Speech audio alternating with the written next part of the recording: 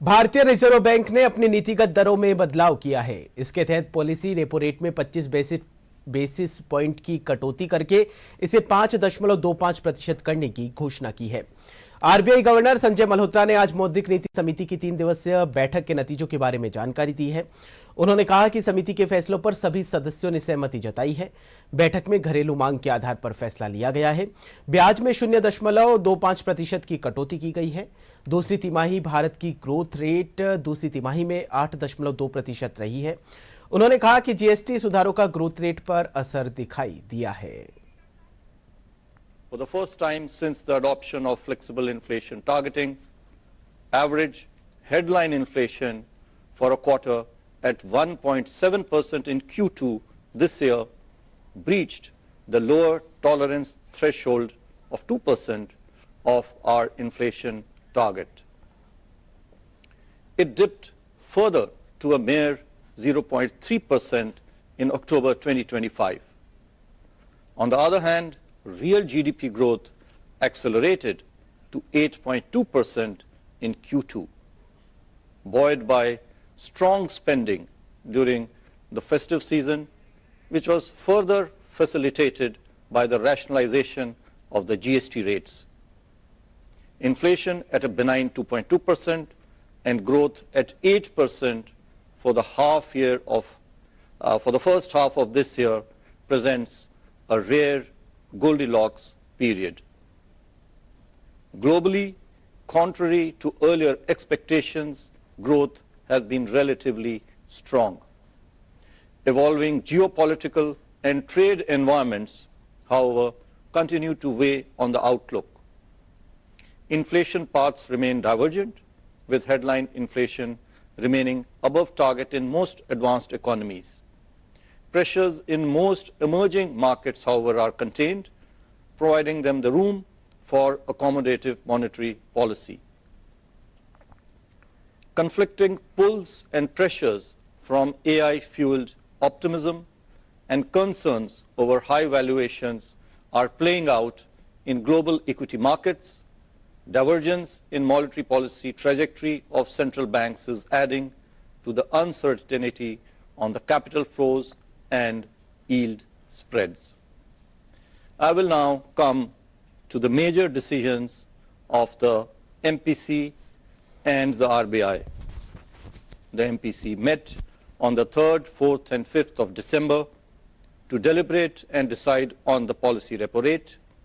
After a detailed assessment of the evolving macroeconomic conditions and the outlook, the MPC voted unanimously to reduce the policy repo rate by 25 basis points to 5.25% with immediate effect. I repeat, the MPC voted unanimously to reduce the policy repo rate by 25 basis points to 5.25% with immediate effect. और भारतीय reserve bank की मौद्रिक नीति समिति के फैसलों पर ज्यादा जानकारी देने के लिए हमारे साथ आर्थिक विशेषज्ञ सीए अंकित शर्मा हमारे साथ में जुड़ चुके हैं। जी अंकित जी, आपका हमारे इस न्यूज बुलेटिन में बहुत बहुत स्वागत है।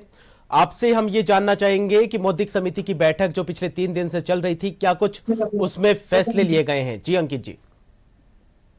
जी बहुत बहुत धन्यवाद विकास जी, और सभी दर्शकों का भी बहुत बहुत धन्यवाद हमारे इस प्रोग्राम को देखने के लिए। मैं सबसे पहले आपको बताना चाहूंगा, ये रिजर्व बैंक ऑफ इंडिया की 5वीं मौद्रिक नीति समीक्षा बैठक थी, जिसमें reserve bank of India governor Sanjay Malhotra sir स्वयं उपस्थित थे। स्वयं Sanjay Malhotra sir CPM committee की मॉनिटरिंग कमेटी के चेयरमैन होते हैं। इसमें 3 मेंबर केंद्रीय सरकार द्वारा नॉमिनेटेड रहते हैं, 3 member reserve bank of India द्वारा नॉमिनेटेड रहते हैं। और आप सभी को आश्चर्य होगा, पूरे देश को जानकर ये हर्ष होगा कि 6 के 6 मेंबर्स ने इस बात के लिए एनोनिमसली, मतलब निर्विरोध रूप से ये घोषणा करी है कि देश की जो वर्तमान आर्थिक व्यवस्था है वो एक नई ऊंचाइयों की तरफ ले जाने के लिए 0.25% की दर से रेपो रेट में कमी कर दी जाए।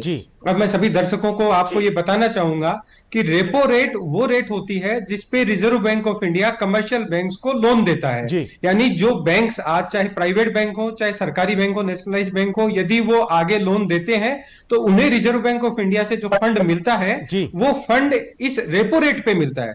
अब चूंकि अगर रेपो रेट कम होगी तो वो रेपो रेट कम होने की वजह से उनको ब्याज की लागत कम मिलेगी, तो वो आगे जनता को कम रेट पे, कम दरों पे लोन दे पाएंगे। जी। इसके लिए बाकायदा 2019 1 अक्टूबर 2019 को रिजर्व बैंक ऑफ इंडिया ने नोटिफिकेशन के द्वारा ये निश्चित भी किया है कि रिजर्व बैंक ऑफ इंडिया द्वारा यदि कोई रेपो रेट में कमी या वृद्धि की जाए तो उसका डायरेक्ट इफेक्ट जनता को, जो लोन बोरोवर्स हैं, उनको दिया जाए। जी, तो अभी बड़े स्तर पर क्या वर्तमान में कुछ देश प्रभाव में, देखने को मिलेंगे? जी अंकित जी, बड़े स्तर पर देखिए सर, अभी जी यही मैं आपको बताना चाह रहा हूं। इसका मुख्य लाभ देश की जनता, जो छोटा तबका है, चाहे वो होम लोन ले रखा है, चाहे वो अपना गाड़ी का ऑटो लोन ले रखा है, 4 व्हीलर 2 व्हीलर लोन ले रखा है, चाहे वो पर्सनल लोन ले रखा है, और चाहे बड़े उद्यमी हो, एमएसएमई हो, उनको इस रेपो रेट का फायदा इमीडिएट ट्रांसफर कर दिया जाएगा बैंक्स के द्वारा। उससे बैंक चैनल से जो पैसा बचेगा उनके पॉकेट में, इवन आम आदमी की जेब में, एक 20 लाख की किस्त का अगर लोन किसी व्यक्ति ने लिया हुआ है, जी। उसे पर ईयर लगभग 3,500 रुपया का अपने किस्त में फायदा होने वाला है। जी। वो पैसा अल्टीमेटली बाजार में आएगा,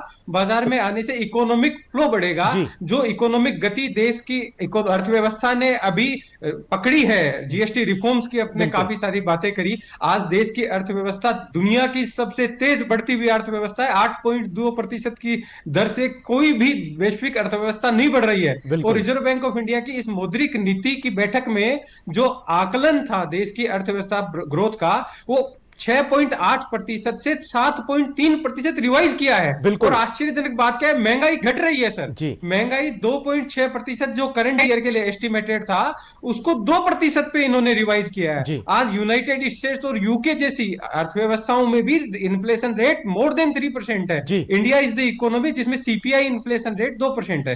ओवरऑल ये मांग को बढ़ाने का काम करेगा, आम आदमी की जेब में पैसा का स्टोरेज। जी अंकित जी, भारत की जो अर्थव्यवस्था है वो दुनिया की चौथी बड़ी अर्थव्यवस्था है। ऐसे में जो ये छोटे छोटे स्टेप उठाए जा रहे हैं, निश्चित तौर पर ये बड़ा क्रांतिकारी बदलाव करेंगे, क्या लगता है आपको? जी, मैं आपको इसमें एक एडिशन, आपने बड़ी अच्छी बात बताई कि भारतीय अर्थव्यवस्था विश्व की चौथी बड़ी अर्थव्यवस्था है, सबसे बड़ी अर्थव्यवस्था है, परंतु सबसे तेज बढ़ती हुई अर्थव्यवस्था है। जो हमसे 3 बड़ी अर्थव्यवस्थाएं हैं, उनकी ग्रोथ रेट हमारे मुकाबले आधी भी नहीं है। हम सबसे तेज बढ़ती हुई अर्थव्यवस्था है। ग्रोथ रेट की बात करें तो हम चौथी नहीं, हम पहले सबसे तेज ग्रोथ रेट में आने वाली इकोनॉमी है। और इस इकोनॉमिक रिफॉर्म्स में सबसे पहला, सबसे बड़ा रिफॉर्म, चाहे वो जीएसटी रिफॉर्म्स हो और रेपो रेट में इस साल, अगर मैं इस कैलेंडर ईयर की बात करूं तो चौथी बार रेपो रेट में कमी हुई है। और इस वित्त वर्ष की बात करूं, एक वित्त वर्ष में 6 मीटिंग मॉनेटरी पॉलिसी की कमेटी की होती है। और इस बार तीसरी बार रेपो रेट कम हुई है। जो अप्रैल में रेपो रेट 6.25% थी, उसको जून में अप्रैल में 0.25 कम किया गया, जून में 0.5 कम किया गया और अब 0.25 कम किया गया। तो ये आप जो देश की सरकार है या जो देश की अर्थव्यवस्था को मॉनिटरिंग, जो गवर्निंग बॉडी है रिजर्व बैंक ऑफ इंडिया, उनका मकसद है कि हमारा देश किसी भी तरीके से आर्थिक चुनौतियों में पीछे ना रहे, देश का हर व्यक्ति सशक्त नागरिक बने और वो आगे बढ़ने में। जी अंकित जी, बिल्कुल देश को आर्थिक रूप से सशक्त बनाने के प्रयास लगातार चल रहे हैं, उसी का परिणाम यह है। अंकित जी, बहुत बहुत शुक्रिया हमारे साथ जानकारी साझा करने के लिए और हमसे जुड़ने के लिए।